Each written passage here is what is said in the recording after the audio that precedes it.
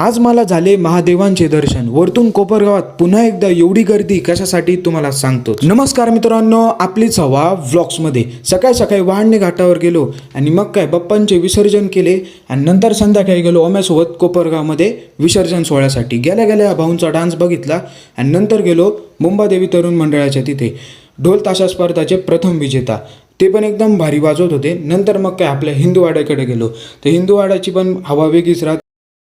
बात सही आहे। त्यांच्या बाप्पांचे दर्शन घेतले आणि आपल्या तेवढ्यात आपल्याला स्वप्नील भाऊ पण भेटले, त्याच्यानंतर गणेश भाऊ यांची तर स्टाईल एकदम भारीच असते बाबा। आणि मग काय तन्मय पण भेटला। आणि एक मिनटं थांबा, इथून पुढचे मी सगळं एडिटमध्ये दाखवतो कारण की मी खूपच मंडळ फिरलो, तर एडिटमध्ये बघा।